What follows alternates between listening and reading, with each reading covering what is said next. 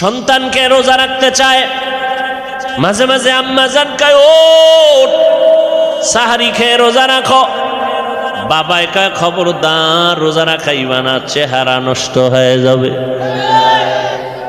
ও আব্বা জান, রোজা রাখলে তোমার সন্তানের চেহারা নষ্ট হয়ে যাবে। বলো তোমার সন্তান সারা রাত খাতা গায়ে দিয়া ল্যাপের ভিতরে মোবাইল চালাইয়া কবিরা গুনাহ করিয়া চেহারাটাকে কার্টুন বানাইছে, বলো তোমার সন্তানের চেহারা এখন কেমনে, কোন মেডিসিন দিয়া ভালো করবা? তুমি হাজি হইল, তোমার হজ আল্লাহর কাছে কবুল হবে কিনা জানা নেই। তুমি কোটি বছর নেকামল করিয়াও সন্তানের কারণে জাহান্নামে যেতে হবে, লিখে রাখো। দলিল নিবা? সূরা আহজাব ৬৭ নম্বর আয়াত। কিয়ামতের ময়দানে আল্লাহ বলবেন, এই সন্তান নামাজ পড়েছো, পড়ি নাই, রোজা রেখেছো, রাখি নাই কেন? রব্বানা ইন্না আতা'না সাদাতানা ওয়া কুবারানা ফাআদাল্লুনা সাবিলা।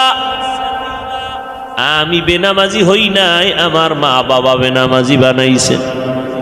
আমি বেরোজাদার হই নাই, আমার মা বাবা বেরোজাদার বানাইছে। রোজা রাখতে চাইছি, বাবায় বাধা দিয়েছে। আমার মা বাবায় কোনোদিন নামাজের দাওয়াত দেয় নাই, দাড়ি রাখার গুরুত্ব বুঝায় নাই, বরং আমার আব্বা আম্মা হাতে ধরে ধরে গ্রামীণ ব্যাংক থেকে খুব হারাম পায়খানা কেমনে খাবো সেই রাস্তা শিখাইছি। আল্লাহ কয়, তুই বিবেক দিছি, বিবেক দিয়ে সঠিক পথে চললি না কেন? তোর আজ বিচার হবে। কিসের বিচার? বলে ইন্নাস সামআ ওয়াল বাসারা ওয়াল ফুআদ কুল্লু উলাইকা কানা আনহু মাসউলা। বিবেকের বিচার হবে। সন্তান কয়, বিচার শুনে আমার করবেন কেন?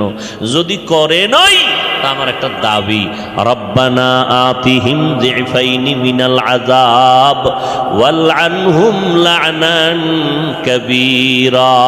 আমারে ফিডা যদি একটা দাও, ডবল ফিডা মা বাপরে দিতে হবে। কোরআনের আয়াত। এজন্য আল্লাহ বলেন, ইয়া আইয়ুহাল্লাযীনা আমানু কু আনফুসাকুম ওয়া আহলিকুম নারা ওয়াকুদুহান নাসু ওয়াল হিজারা আলাইহা মালাইকাতুন গিলাযুন শিদাদুন লা ইয়াসুনাল্লাহা মা আমারাহুম ওয়া ইয়াফআলুনা মা ইউমারুন।